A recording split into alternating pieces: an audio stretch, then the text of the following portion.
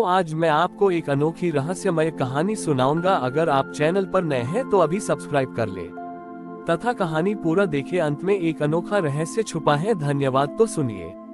एक युग की बात है जब प्रतिबिंब और वास्तविकता के बीच का भेद सृष्टि में धुंधला हो गया था। इस समय एक मायावी असुर उत्पन्न हुआ जिसका नाम अनाकार था। अनाकार की शक्ति ये थी कि वह किसी भी प्राणी को उसके अपने ही प्रतिबिंब जैसे पानी, दर्पण या छाया में दिखने वाला रूप से भ्रमित करके फंसा लेता था। वह लोगों को उनके बाहरी रूप और दिखावे के प्रति इतना आसक्त कर देता था कि वे अपनी वास्तविकता आत्मा को भूल जाते थे। अनाकार के प्रभाव से संसार में हर कोई अपने ही प्रतिबिंब की पूजा करने लगा। राजा अपने ऐश्वर्य के प्रतिबिंब की, ज्ञानी अपने ज्ञान के प्रतिबिंब की और साधारण मनुष्य अपने शारीरिक सौंदर्य के प्रतिबिंब की। यह अनाकार की माया थी जिसने सभी को आंतरिक सत्य से दूर कर दिया। जब यह माया कैलाश तक पहुंची तो देवी पार्वती ने महादेव शिव से पूछा, हे स्वामी, यह अनाकार की माया बड़ी भयानक है। इसने लोगों को स्वमोह में बांध दिया है। ये तो एक ऐसा युद्ध है जहां शत्रु बाहर नहीं बल्कि स्वयं के भीतर है। हम इस प्रतिबिंब के भ्रम को कैसे तोड़ेंगे? उद्धरण चिन्ह। शिव मुस्कुराए। उन्होंने कहा, पार्वती, जो शत्रु बाहर नहीं भीतर है उसे बाहर के बल से नहीं बल्कि आंतरिक सत्य से ही पराजित किया जा सकता है। शिव ने तब अनाकार को स्वयं कैलाश पर आने का आमंत्रण दिया। अनाकार, जो अपने अजेय भ्रम पर घमंड करता था, शिव के सामने प्रकट हुआ। हे नीलकंठ, आप भी इस माया से नहीं बच सकते। मैं आपको भी आपके ध्यान के प्रतिबिंब में फंसा दूंगा जिससे आप समाधि के सुख के प्रति आसक्त हो जाएंगे। अनाकार ने अहंकार से घोषणा की। शिव ने कोई विरोध नहीं किया।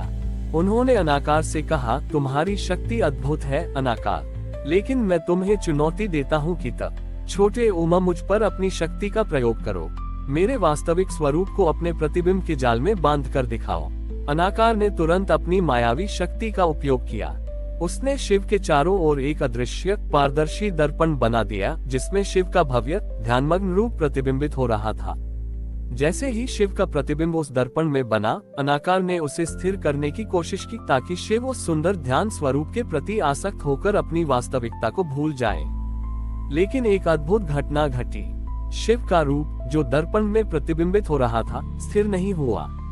जैसे ही अनाकार ने प्रतिबिंब को स्थिर करने की कोशिश की, शिव के उस प्रतिबिंब में उनके कंठ का नीला रंग अग्नि की तरह चमकना शुरू हो गया। फिर उस प्रतिबिंब में जटाएं खुलने लगी और गंगा की धारा की जगह वहां काल का अंधकार दिखने लगा। फिर उस प्रतिबिंब में शिव के शांत मुख की जगह भीषण तांडव का स्वरूप दिखाई देने लगा। और अंत में उस प्रतिबिंब में शिव का शरीर विलीन होने लगा और वहां केवल ओम की आदि ध्वनि का एक निराकार बिंदु दिखाई दिया। अनाकार घबरा गया। उसने देखा कि शिव का प्रतिबिंब एक पल भी स्थिर नहीं रह रहा है। वह पल पल बदल रहा था। सृजन से संहार, शांति से रौद्र और रूप से निराकार में परिवर्तित हो रहा था। यह क्या हो रहा है? अनाकार चिल्लाया, मैं आपके प्रतिबिंब को क्यों नहीं बांध पा रहा हूँ? शिव ने तब अपनी आंखें खोली। उन्होंने कहा, अनाकार, तुम केवल रूप का प्रतिबिंब बना सकते हो पर तुम परिवर्तन का प्रतिबिंब नहीं बना सकते। मैं स्थिर नहीं हूँ, मैं निरंतर परिवर्तन हूँ। मैं अतीत, वर्तमान और भविष्य के हर क्षण में बदल रहा हूँ। मेरा कोई एक निश्चित रूप नहीं है जिसे तुम दर्पण में बांध सको।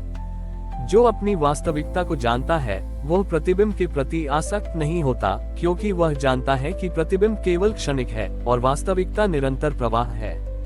अनाकार की सारी माया टूट गई। उसे ज्ञात हुआ कि शिव को मोह में फंसाना असंभव है क्योंकि शिव माया के स्वामी है।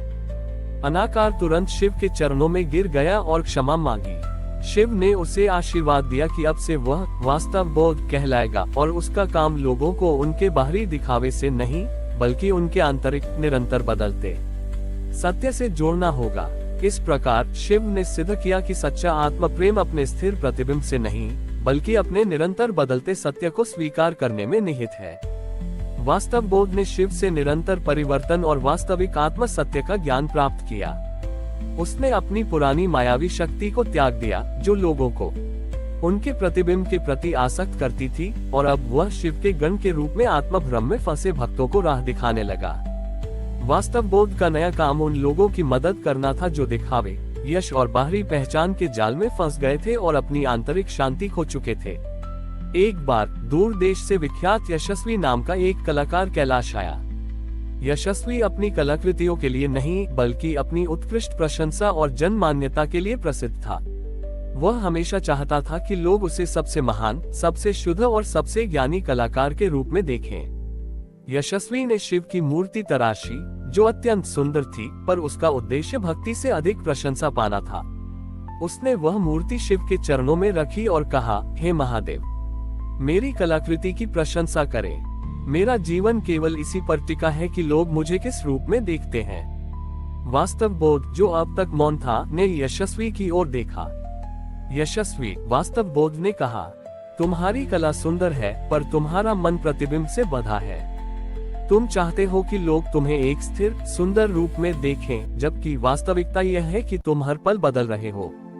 यदि कोई तुम्हारी प्रशंसा न करे या तुम्हारी कलाकृति नष्ट हो जाए, तो क्या तुम भी नष्ट हो जाओगे? यशस्वी ने कहा, हाँ, मेरी पहचान ही मेरी कला और लोगों की प्रशंसा है। यदि यह न रहे तो मेरा अस्तित्व ही क्या है? वास्तव बोध ने तब शिव से अनुमति ली और अपनी पुरानी मायावी शक्ति का उपयोग, लेकिन शुभ उद्देश्य के साथ, किया। वास्तव बोध ने एक बड़ा दर्पण मंगवाया और उसे यशस्वी के सामने रख दिया। यशस्वी वास्तव बोध ने कहा, इस दर्पण में देखो, ये तुम्हें तुम्हारे अस्तित्व का सत्य दिखाएगा। यशस्वी ने दर्पण में देखा। पहले उसे अपना उत्कृष्ट रूप दिखाई दिया, एक सुंदर, सफल, विजयी कलाकार। लेकिन कुछ ही क्षणों में वास्तव बोध ने अपनी शक्ति से प्रतिबिंब को अस्थिर करना शुरू कर दिया। यशस्वी ने देखा कि उसका प्रतिबिंब तेजी से बदल रहा है। तारांकन अगले ही पल वह एक असफल, भूखा कलाकार दिखाई दिया, जिसकी कृतियों को लोगों ने नकार दिया था। तारांकन फिर वह एक क्रोधित, दुखी और अकेले व्यक्ति के रूप में दिखाई दिया, जिसने अपनी प्रशंसा के लिए सब कुछ खो दिया था। तारांकन फिर वह एक वृद्ध, कमजोर व्यक्ति के रूप में दिखाई दिया, जिसकी कला और प्रशंसा समय के साथ लुप्त हो चुकी थी। तारांकन और अंत में प्रतिबिंब धुंधला हो गया और वहां केवल रिक्त, अनाकार शून्य बचा, वह अवस्था जब जीवन का कोई बाहरी रूप नहीं रहता। यशस्वी डर से कांप उठा। उसने देखा कि उसकी पहचान एक स्थिर सत्य नहीं है, बल्कि क्षणभंगुर संभावनाओं का एक अंतहीन प्रवाह है। उसकी सारी प्रशंसा, उसकी सारी कला उस अंतिम शून्य के सामने महत्वहीन हो गई।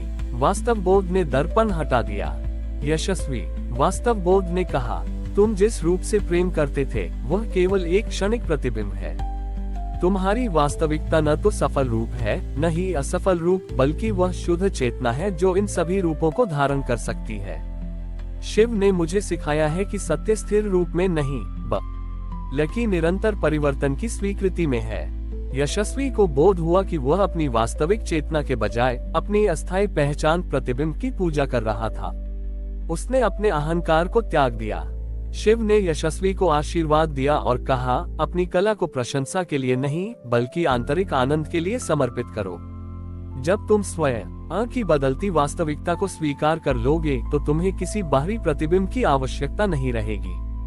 यशस्वी ने अपनी कला को आंतरिक सत्य और निरंतर परिवर्तन की अभिव्यक्ति में बदल दिया। वह अब वास्तविक आत्म सत्य का प्रतीक बन गया। हमारी और भी आध्यात्मिक एवं अनोखी कहानियां देखने के लिए हमारे चैनल पर जाएं तथा धार्मिक एवं पौराणिक अनोखी कहानियां हमारे चैनल पर है। कृपया जाके देखें तथा हमारे चैनल को सब्सक्राइब करके रखें और वीडियो लाइक जरूर करें। धन्यवाद।